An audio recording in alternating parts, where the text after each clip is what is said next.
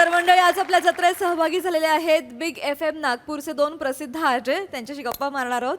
So अवी, सर्वप्रथम आमच्या जत्रेत येऊन तुला कसं वाटतंय? खूप छान वाटतंय. सो 92.7 बिग FM पर मैं हूँ आर जवी आणि मला खूप आनंद होत आहे महाराष्ट्राची हास्य जत्रामध्ये येऊन. खूप छान वाटतं तुमच्याशी भेटून पण. आणि बिग FM आणि हास्य जत्रेच्या नात्याविषयी तुम्ही काय सांगाल? You know what, it's pure bonding. Wien lockdown happens ना, तर आम्ही सदैव एपिसोड बॅक टू बॅक बघत असतो आणि त्यामध्ये आम्हाला बॉन्डिंग क्रिएट झाली आहे. तर बिग FMमध्ये आम्ही कोशिश करत असतो सदैव की एक सोशल इम्पॅक्ट क्रिएट झाला पाहिजे आणि तुम्ही व्हिज्युअली ते क्रिएट करत असता. आम्ही रिसेंटली ॲक्ट्स आम्ही बघितले आहे अँड आय थिंक जो व्यक्ती किंवा शो सोसायटीमध्ये एक बिग इम्पॅक्ट क्रिएट करत असतो त्याच्यापेक्षेवरती कुछ भी नहीं है.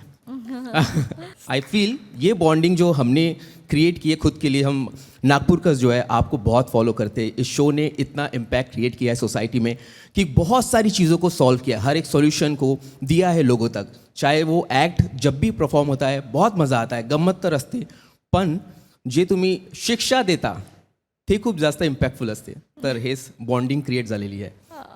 Thank you so much. Thank you so much Avi. तुम्ही पण लोकांना खूप आनंद देता ऑफकोर्स. येस शुभी, तू काय सांगशील? वाव, महाराष्ट्राची हास्य जत्रा.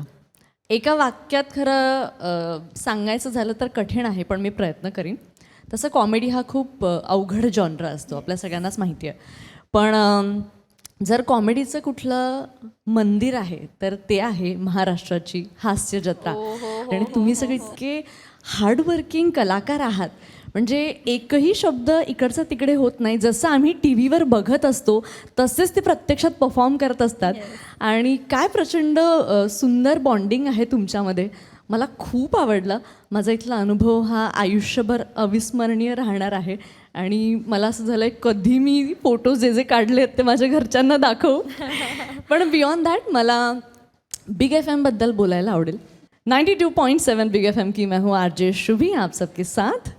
आणि जसं मला नागपूरकर प्रेमाने नागपूर का दिल म्हणतात, ते दिल आहे डॉटर इन लॉ. नागपूरकरांना मी रोज सकाळी 7 ते 11 आधी उठवत असते, मग इन्फॉर्मेशन देत असते आणि हसवतही असते. पण मला असं वाटतं कुठे ना कुठे हे अगदी तसंच आहे जे महाराष्ट्राची हास्य जत्रा करते. फरक एवढाच आहे की आम्ही आमच्या आवाजाने ती जादू दाखवत असतो आणि तुम्ही प्रत्यक्षात ती जादू इथे ती कांडी फिरवत असता आणि आम्हा सगळ्यांना हसवत असता.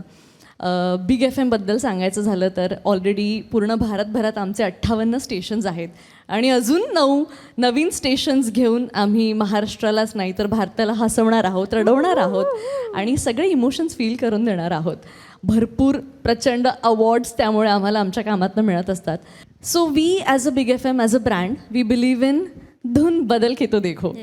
कारण सिच्युएशन कुठली असली तरीसुद्धा एक वेगळा पर्स्पेक्टिव्ह घेणं खूप गरजेचं असतं. ती धून बदलना बडा जरूरी होता है, क्योंकि उसी से आप कुछ नया सीख सकते हो.